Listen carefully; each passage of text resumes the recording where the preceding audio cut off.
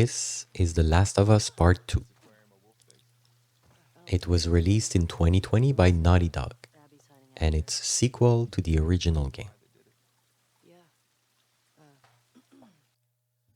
In this video, we will look into how they worked from the Blockouts, discover some shading tricks they've used,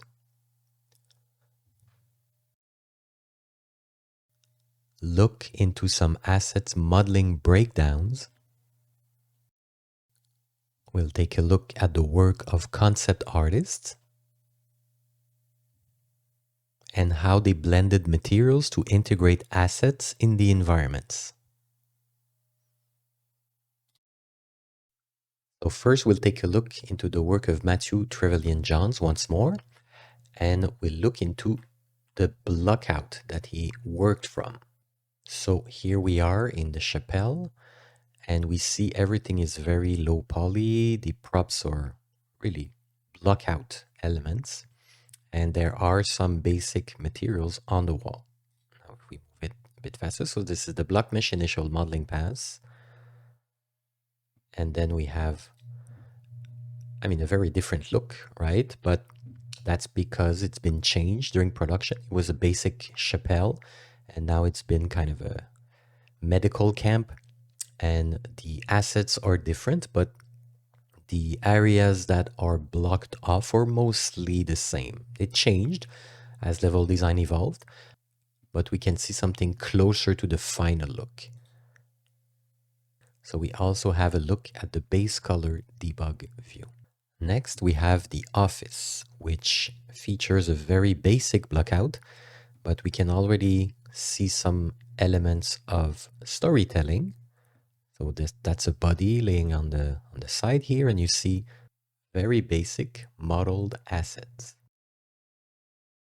And here we see the environment closer to its final look. So it changed a little bit, as you can see. The blocked out elements change on this side. So you can see the storytelling elements are really strong. And not only the props, but those props are obviously telling a story also. And here we have the base color debug view. Next, and still from the same artist, the hospital gurneys. So it was a main gameplay element because it was used as cover. So here we have the strategy. It's one asset with many variation possible. So this helped reduce the memory footprint, which is extremely important. And as you can see, they have different configurations and can be used over and over. Probably also color tint the materials so that they don't look exactly the same color, so that you can reasonably expect that they have multiple of the same in the hospital, yet they don't look all absolutely identical while reducing the memory footprint. So this is very, very important.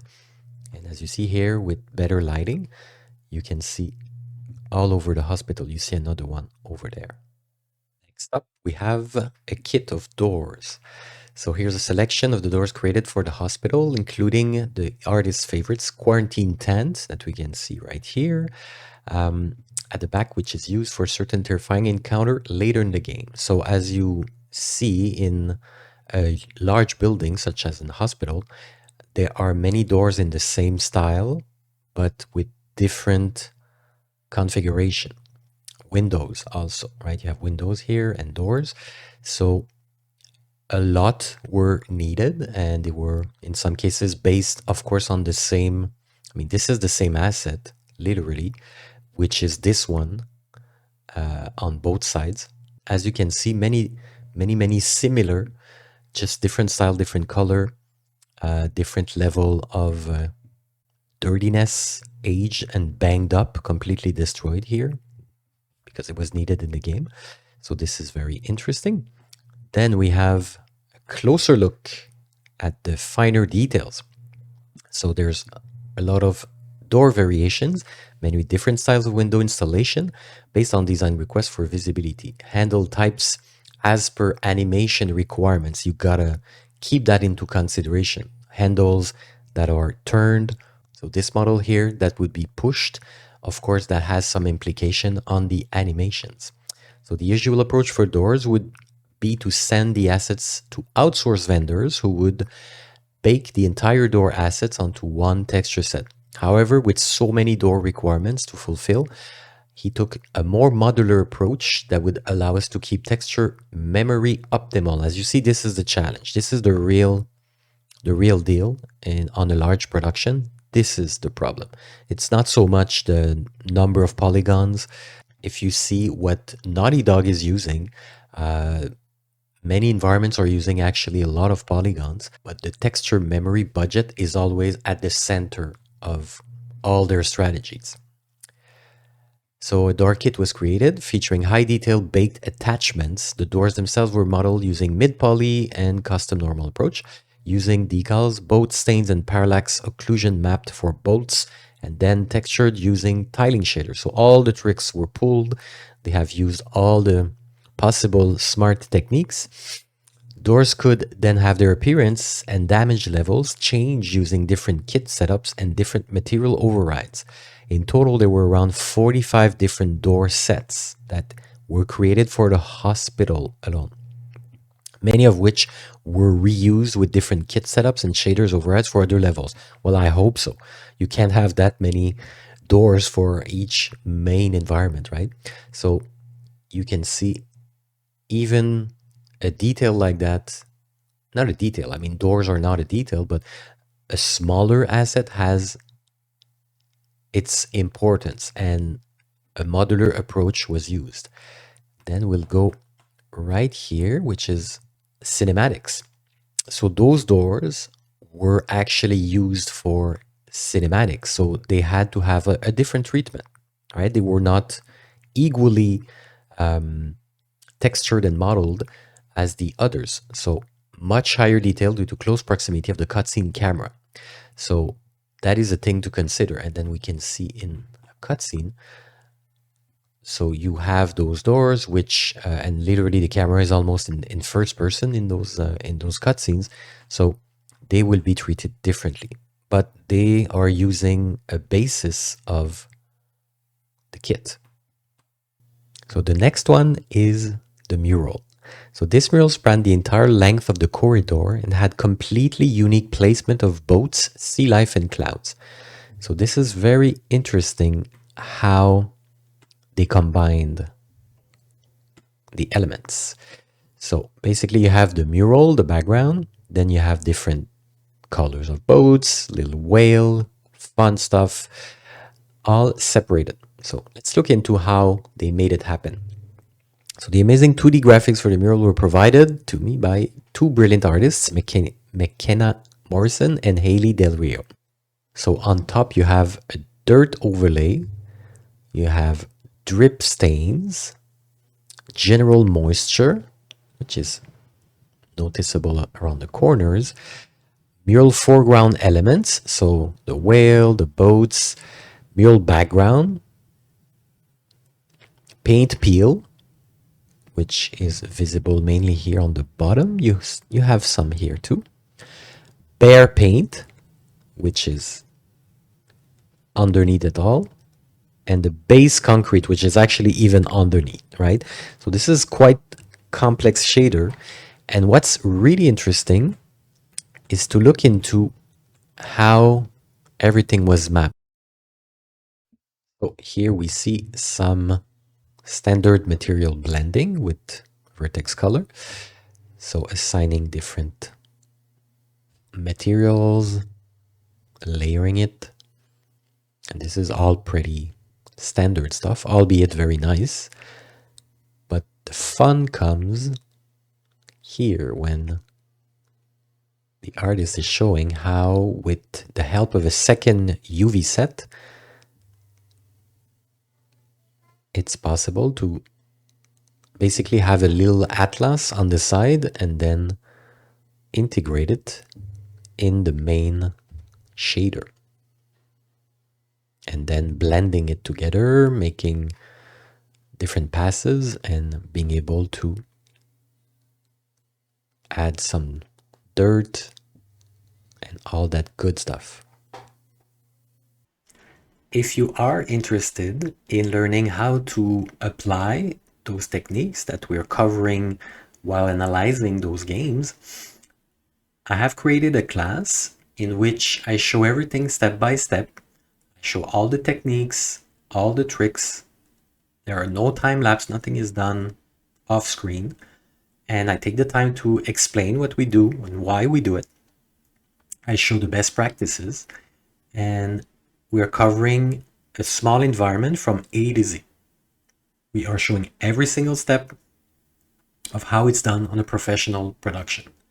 So if you are interested, check it out. There's the link in the description, and there's a discount available with the code provided.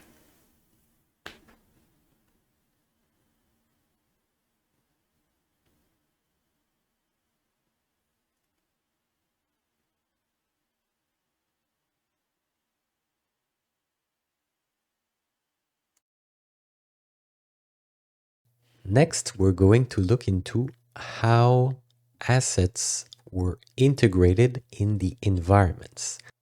So there are these fungus assets, and we're going to look into how they made everything blend in the environment.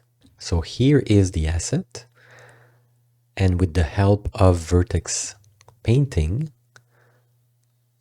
accessing other material layers, this is how they seem perfectly integrated in the environment, and everything blends together so well.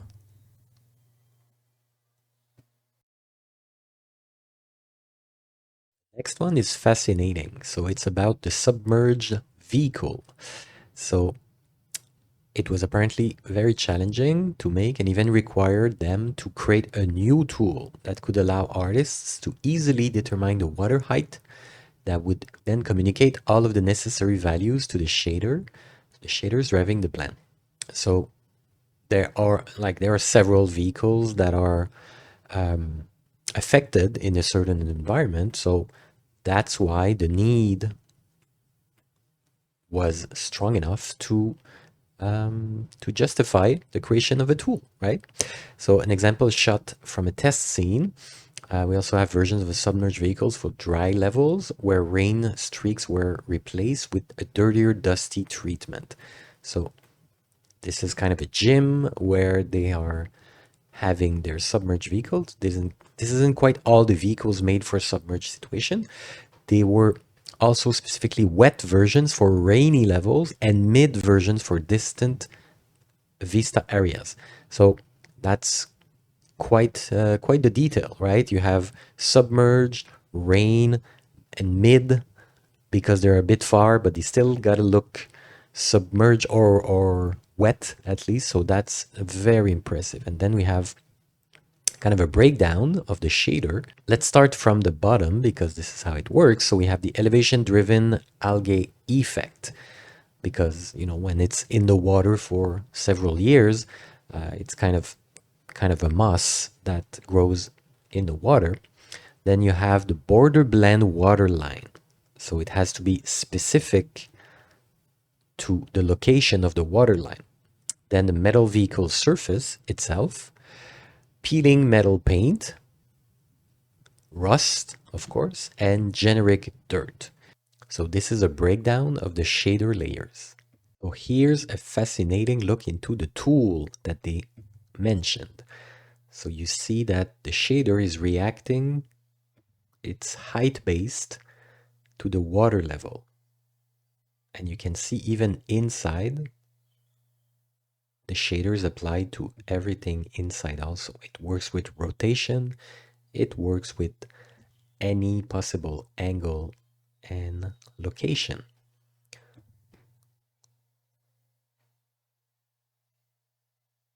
So you can imagine how much time they saved. And here's another look at the shader being animated.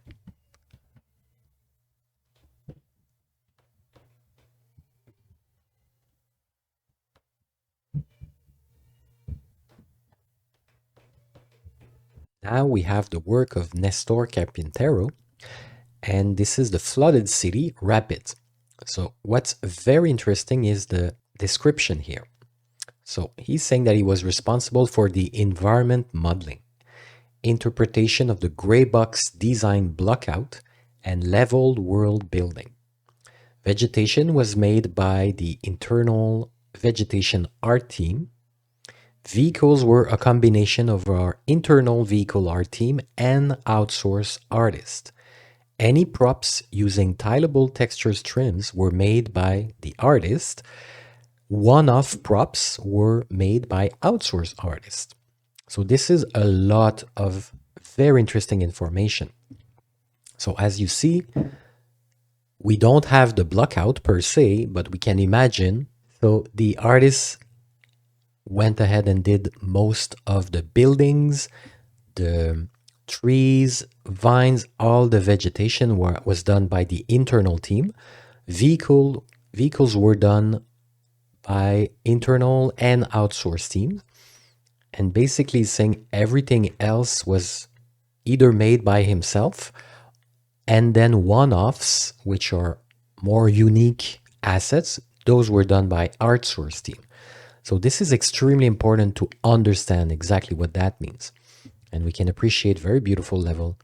Probably the water shader, the VFX for the water particles, that was also in the library or done by technical artists. But what is especially interesting, I don't know if we see much one-offs here, but maybe in the environment, if there are smaller props in the buildings or on the sides, that means it would be done by outsourced external teams. And what you have to understand when you are a student or when you graduate from school, so many students are, well, they're looking at these environments, right? And that's normal. That's what you have to look up to. But those are made by a bunch of people over months and years of work. So, like, this should not be your goal. It should not be your target. The quality level should be. But young artists and so many, even artists in school, they are taught to do like a complete environment. And there's a lot to learn. Of course, there are a lot of beneficial learnings and tips and tricks, but you should, I believe, what you should focus on for your portfolio is basically how it goes in a company, right? In a studio. So you shouldn't bother with the small props. If you're doing environments and you want to be an environment artist, well, you do the environment itself, the world building, the large structures, everything that can be done with tileable and trims. Like, that's what you should stick to. All the vegetation, this is a specialization. This is artists who are master of those things, and they're doing this constantly. Like, you can explore as a young artist, it's good to know how it's done. But for your portfolio, it probably shouldn't be something you did for the first time, because, you know, the quality won't be that high. So you should outsource that. And no, I don't mean to hire a bunch of people in another country. You have Megascans. For everything organic, Megascans is absolutely fine. Nobody will say, oh, that tree looks like this other tree, or this patch of grass is similar to this in the other project or other game. It's perfectly normal. We understand. If you are applying for jobs, no art director or lead artist will say, oh, I wish you would have done the grass. Like, it makes no sense. If they're hiring a level or an environment artist, they will look at all that we've mentioned: world building, the structures, taking a blockout and turning it into a nice environment, managing the environment. So you can use Megascans, you can use packs that are available on the marketplace. You know, it might sound controversial, but I would really advise not to do small props. Like, doing small props for modeling and texturing is excellent. It's really good, and you should be doing some of that. But if you want to show an environment project, you should not bother with those small pieces. You should be the master or the owner of the environment. and then you bring other props. As long as you mention it in your breakdown, it's gonna be absolutely fine. It's gonna be okay. Everybody will understand. Here we have the work of Tim Williams, who's a senior environment outsource artist. So what is an outsource artist exactly? Well, let's hear it from him. So the project, the Space Needle. This was made as a landmark on several Seattle levels to help players navigate and chart their progress. It only uses a 1K material comprised of tiling trims. As an outsourced production artist, I coordinated with internal artists, created a plan, identified potential issues, directed the external vendors on our goals, guiding them along the way with suggestions and corrections, and verified every iteration for the highest quality. This was a lot of work, but working with amazing external vendors helped make it achievable. So outsourcing work is it's not that easy. And while it does cut a lot of time, as opposed to internal team doing the work, well, it takes a lot of time to coordinate and to make sure that the work is done following very specific guidelines, very specific technical constraints that the team knows about regarding their engine, you know. So this is very interesting. This is a very nice model on top of it. And we can see the texture, the bakes, and we can appreciate all the, like, it's a trim. It's a little bit like the bevel baked trim sheet. We see all the bakes that were made for all the parts. And then we can see with the actual materials. So this is, of course, an iconic landmark in Seattle. And it was important that it was done right. So we have several pieces from the same artist. So this was made for the Santa Barbara mansion, since it needed fancier furniture than other homes throughout the game. So we can go back to what the environment artist was saying earlier. One-offs and specific things are done by outsource vendors, because the artists, the internal team of artists, are busy working on mainly reusable stuff, of course some unique stuff also, but let's say a little bit lesser important but still unique assets, they can't really be doing that. So that's why they delegate to an outsource partner. So I mean, of course, it's the same principle, and you can see this is not a simple prop, right? This is not a simple piece of furniture, and probably this one had to use. This is a baked asset. It had to have a high poly, sculpted with all the little fine details, and then, this takes time. So there was no shortcut possible for the high quality, and it's really, really nice, really high quality, really good stuff. And we can see the high poly, the low poly, and the final version, and the maps.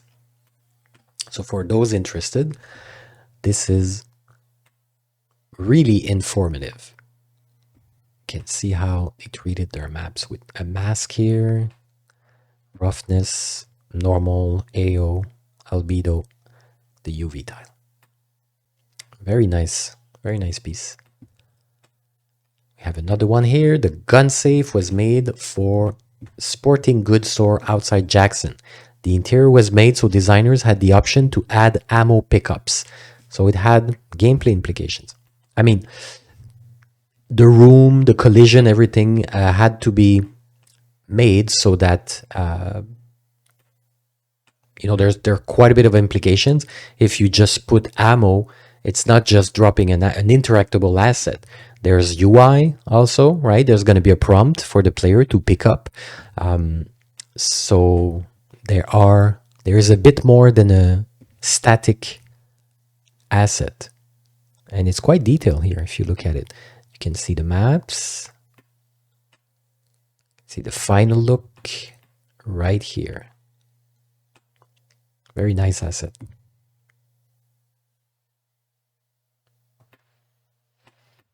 Next, we have something very interesting. When I came across this one, I made sure to include it in the video. So the dead versions of Ellie and Dina's plants on the farmhouse, then the lion, Corsican violet, yarrow, sunflowers, and generic crop plant. So honestly, those models are really, really nice. And you can see why they are so nice. They're not very low poly. And this is typical foliage, right?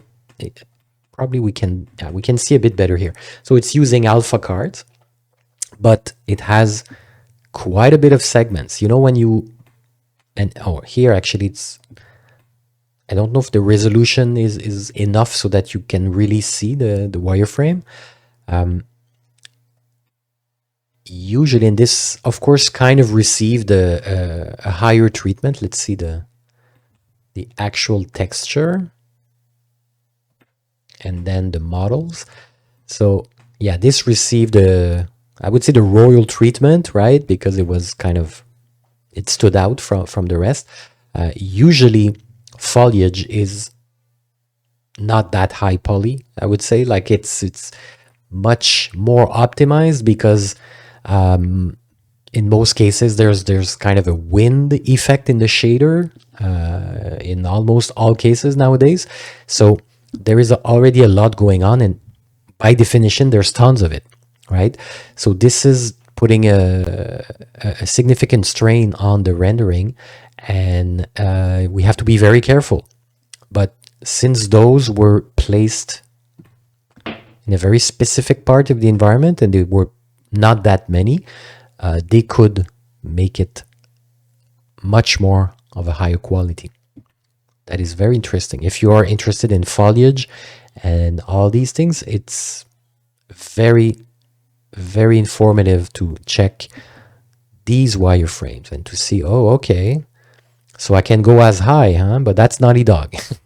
And that's kind of, I wouldn't call it cinematic level of assets made for cinematics, but this is high quality, high-end stuff. Next up, we have a stereo here, which is a simple prop. I really like to show simple props because most people are working on these things, have worked in the past, and you can compare. So creating a stereo that fits Ellie's personality. Here we are. And this one is quite low poly, but the textures are doing an amazing job. And you can appreciate right here. You see all the different textures. You can see how they laid out their UVs. So this is a really nice asset. Next artist is Sandra Soap, which did the modular suitcase luggage. So simple modular suitcases created for the game and used for set dressing throughout the game in areas like Cruise Terminal, Santa Barbara train station, and others. The internal team at Naughty Dog did such beautiful work with the general level design and mood of the game. So she was working for an outsourcing studio. So she liked the idea of creating modular pieces for the luggages, along with some variability on wear and tear. It was a good exercise, though I would have liked to have really gone larger with the deterioration, perhaps caving them in more on the final assembly. I've always loved sculpting organic damage in cloth. So let's look into the luggages. So high poly sculpt of the damaged suitcases with the clean versions. So you have the clean version here, and you have the interiors because we're going for maximum reusability, right? These were sculpted by hand with some experimentation on the tear shapes that we could still easily remove. Next, we have the low poly. So simple prop breakout of parts to build several variations of the suitcases.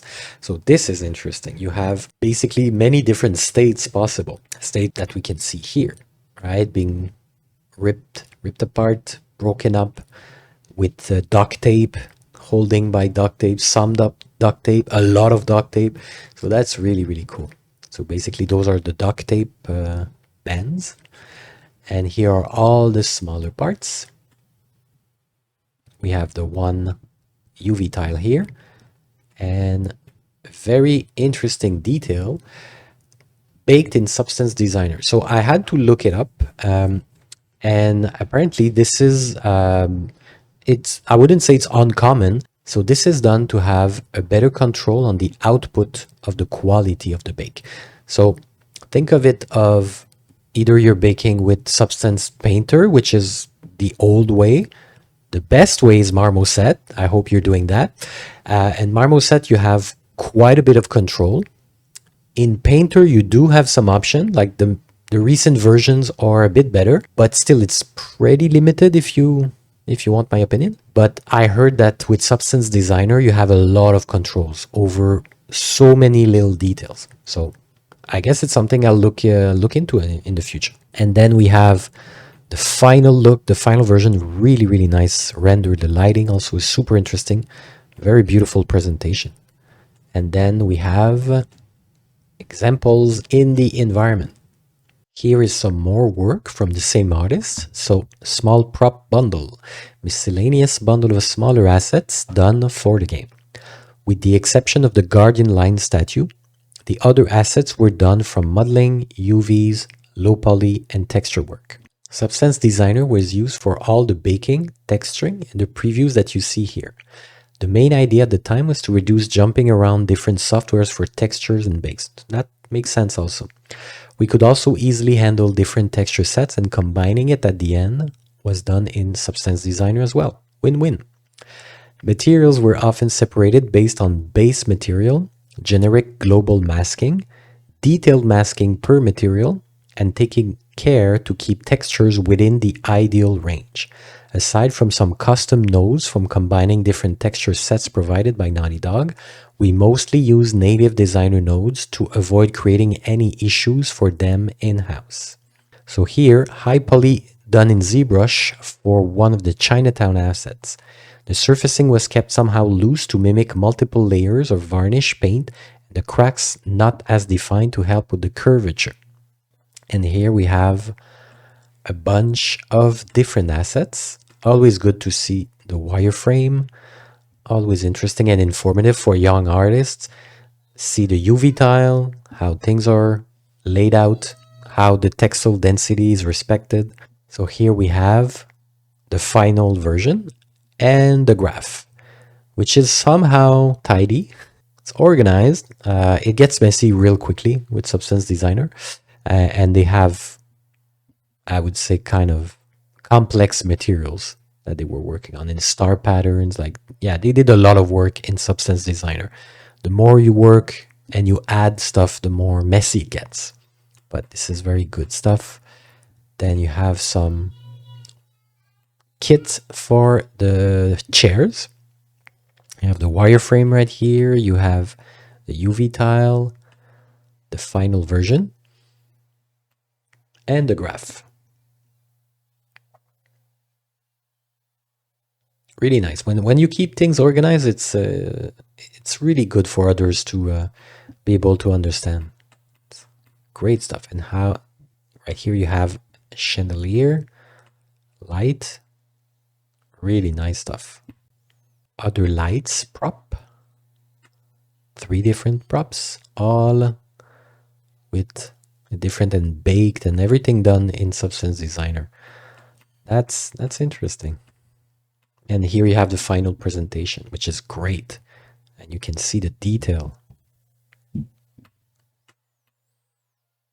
Can appreciate all the masking also. That was done with Substance Designer. Very, very nice. Quite low poly, but with very nice materials. It looks great. Now, let's take a look at the work of concept artists. So let's start with Siu Hong Lum, who worked on the Sailboat Concept. So the infamous Sailboat. This one was a really fun one to work with.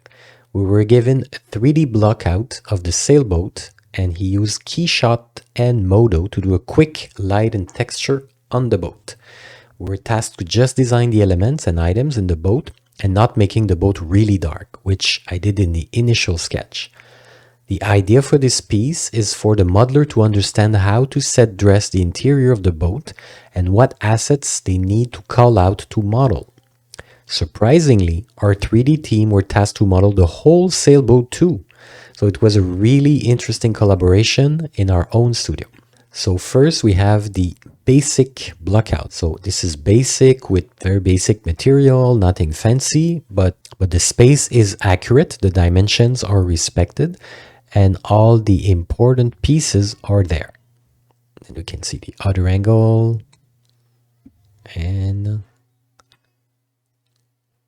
now we can see this has some paint overs. You can see this. This is typical of a work of some tasks of concept artists. It's to put some assets, make them fit in this environment. This is a bit darker, right? And it's kind of to give a look of what material are to be used, what type of props to call for the modeling team. Here you see the same. So it's a lot of, probably that's done in Photoshop and it's just adjusted, you know, tweaked and warped, and all the distorted photos just slapped onto it. We can see it here very clearly, just to give a good idea. And this is pretty quick. And then when the modeling team is done, then it's actual 3D assets and the lighting is worked on, and it's, of course, it makes a whole lot more sense. And then you see the debris and some fine details, and this is really cool to see the process. So to recap, basically just the space empty with the right material callouts, then a version which is close to what we want, right? But not done in 3D, not done in 2D, not as a sketch, I mean, but it's actually images, pictures taken from here and there and just adjusted in the environment with a kind of a more close to final look regarding lighting. And then we see the final result in the engine. So this is very, very helpful for artists, for 3D artists, to really visualize easily in 3D and see what's the kind of stuff that we're going to put in there, right? So you take a look, and then not everything is used. You know, it depends on what they have in the engine, in their library, what they can reasonably ask and expect. But it's really, really interesting to see the process. From the same artist, we have another project, the barn concept design. So again, the studio gave the 3D block out of the area, and the artist used Modo to render out the lighting and color. It was super fun and easier to do it as well, because during the production I was asked to change the lighting and color a few times.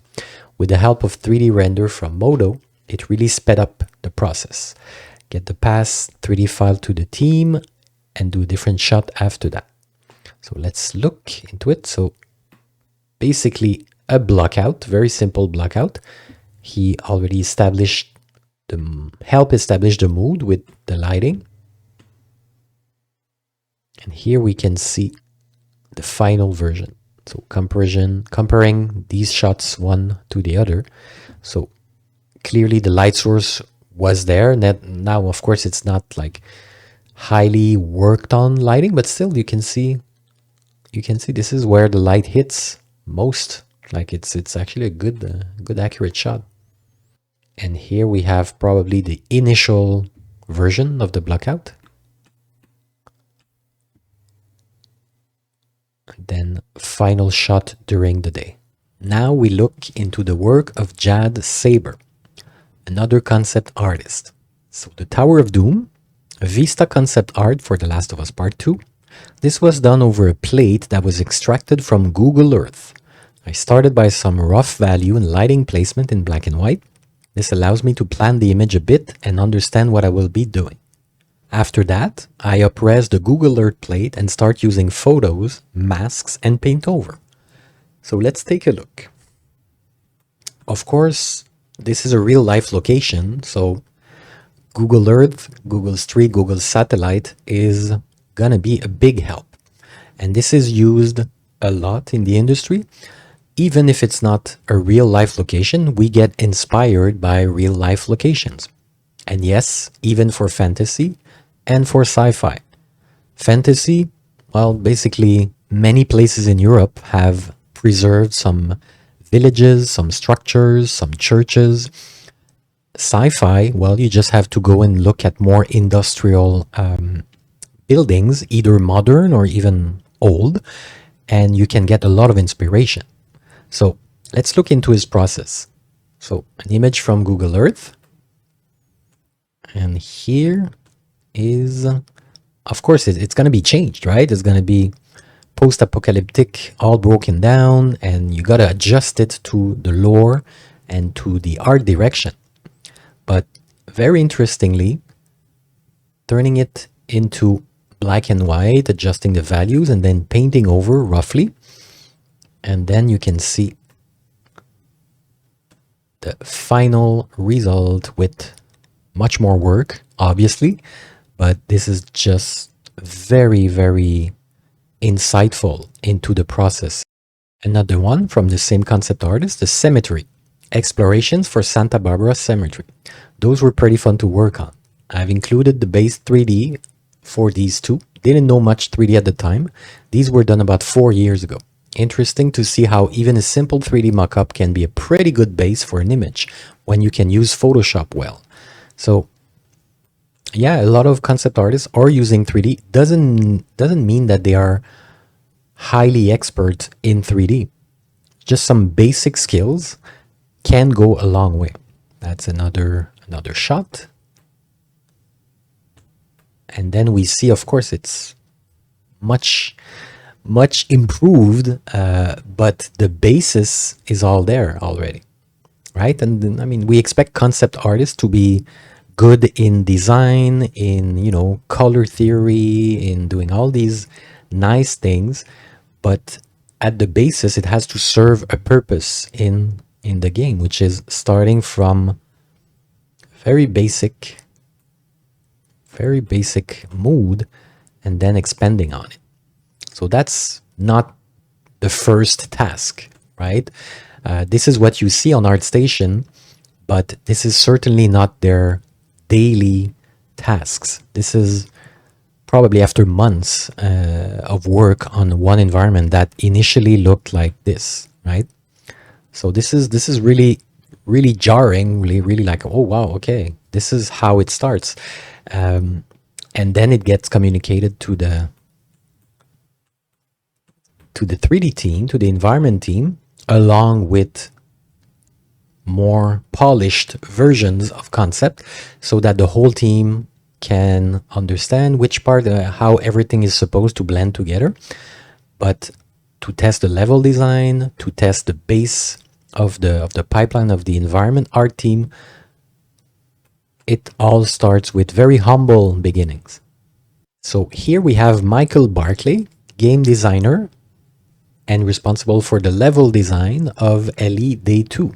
So the goal here is really to show you what does a blockout actually look like in any professional studio that is producing great games.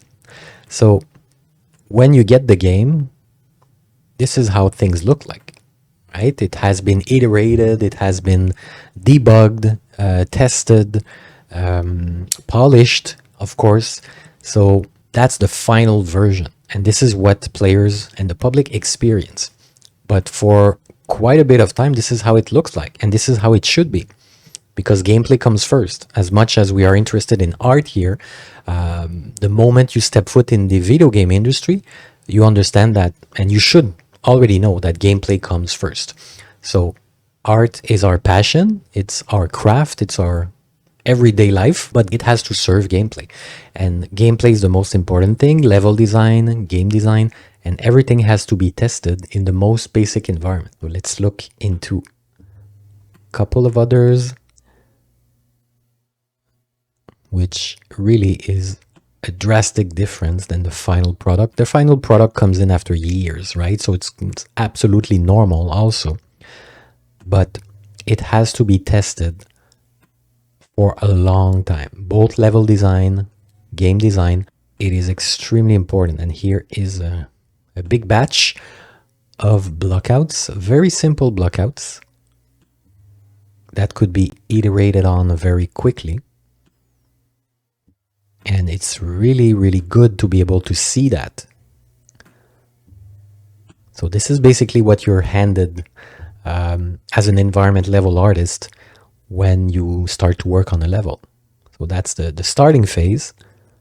And it can evolve. It doesn't mean that it's going to be final. And then when everything is said and done, it will look something like that. If you work at Naughty Dog, if you work elsewhere, the look will be different. Art direction, the budget for, memory budget, the texture memory budget, poly count, everything will be different from a studio to another. But this is how it can look like. So this is the end of the video. We are not done. There will be more videos on the same game. Why so many videos on The Last of Us? Because it's a masterpiece. And there is so much to learn for many different roles.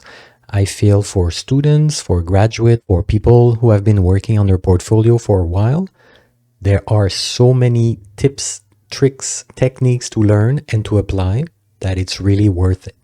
So there will be other videos in the same series, but fear not, there will be tons of other videos on different games from different studios, different genre. There are many, many planned for the near future. In case you missed, there are many other videos on the channel of environment breakdowns, some of them on The Last of Us, many of them on other games. So check out the channel, subscribe, like, hype. It's a new thing. Apparently it can help the channel, so please consider doing it. And see you next time.